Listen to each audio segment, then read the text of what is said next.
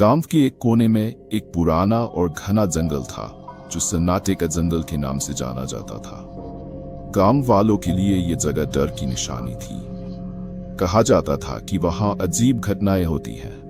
रात के समय पेड़ों के बीच किसी के चलने की आवाज, ठंडी हवा में कोई फुसफुसाहट और वो अदृश्य शैडो जो हर किसी का पीछा करती थी। लेकिन निधि के लिए, जो एक युवा जर्नलिस्ट थी, ये डर नहीं बल्कि एक स्टोरी का मौका था। अपनी पहली बड़ी रिपोर्ट के लिए उसने फैसला किया कि वह 3 रातें सन्नाटे के जंगल में बिताएगी और जो कुछ भी वहां होगा उसे दर्ज करेगी। पहला दिन सूरज ढलने को था जब निधि जंगल के किनारे पहुंची। उसका बैकपैक उसके साथ था, जिसमें एक कैमरा, किताब, टॉर्च और कुछ खाने पीने की चीजें थी। जंगल के आसपास की सन्नाटा काफी विचलित करने वाला था, लेकिन उसने अपने हौसले को मजबूत रखा। जंगल के अंदर कदम रखते ही उसे एक अजीब सा एहसास हुआ, जैसे पेड़ उसे देख रहे हों।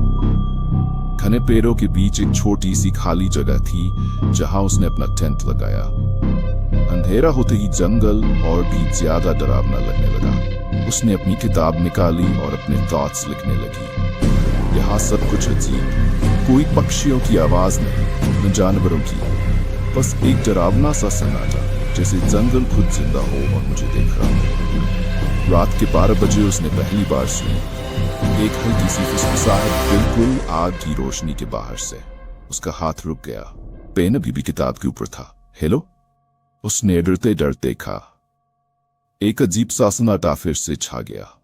दूसरा दिन सुबह उठकर निधि ने सोचा कि शायद कल रात की सारी बातें उसकी थकान की वजह से थीं।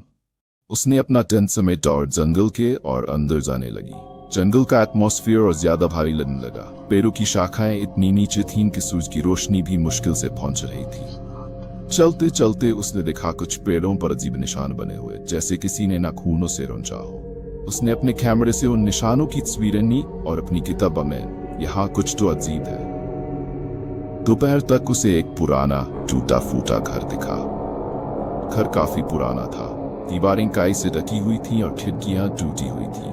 जिज्ञासा से भरी निधि घर के अंदर गई। अंदर की हवा ठंडी और भारी थी। कमरे के बीच में एक पुरानी लकड़ी की कुर्सी रखी हुई थी और उसके सामने फर्श पर खून जैसे लाल धब्बे थे।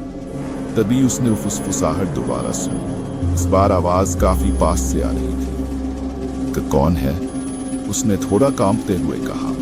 कोई जवाब नहीं आया, लेकिन उसे ऐसा लगा जैसे कोई उसके पीछे खड़ा हो। धीरे से उसने मुड़कर देखा, लेकिन वहां कोई नहीं था। तीसरी रात, जैसे जैसे रात गहराती गई, निधि का डर बढ़ता गया। उसने खुद से वादा किया था कि वह यहाँ 3 रातों तक रहेगी, लेकिन अब उसका वादा निभाना मुश्किल लग रहा था। रात को वह अपने टेंट में बैठी थी जब उसे बाहर कुछ हलचल की आवाज सुनाई दी। उसने धीरे से टेंट की जिप खोली और टॉर्च की रोशनी में बाहर देखा। टॉर्च की रोशनी में उसने देखा कि एक सफेद परछाई पेड़ों के बीच से गुजर रही है। उसका दिल जोर जोर से धड़कने लगा। उसने हिम्मत जुटाई और उस परछाई का पीछा करने लगी। वो शैडो उसे उसी पुराने घर तक ले गई। जैसे ही निधि अंदर गई, दरवाजा अपने आप बंद हो गया। कौन हो तुम? उसने घबराकर पूछा। अचानक कमरे की दीवारों पर खून जैसे लाल अक्षरों में लिखा हुआ दिखाई दिया। यहां से चली जाओ, निधि जोर से चिल्लाई। लेकिन जब उसने बाहर भागने की कोशिश की तो दरवाजा नहीं खुला। तभी उसने देखा कि वही सफेद शैडो धीरे धीरे एक महिला की आकृति में बदलने लगी। वो एक महिला की आत्मा थी, जिसके बाल बिखरे हुए थे और आंखें बिल्कुल खाली थीं। तो तुम कौन हो? निधि ने कांपते हुए पूछा।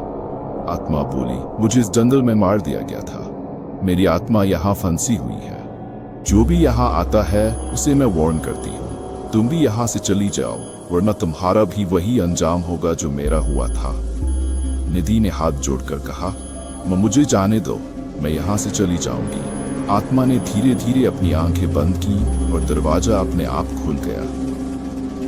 निधि बिना एक पल गंवाए जंगल के बाहर भाग गई। गांव लौटकर निधि ने अपनी कहानी लिखी, लेकिन उसने उस जगह का नाम और लोकेशन छुपा दिया।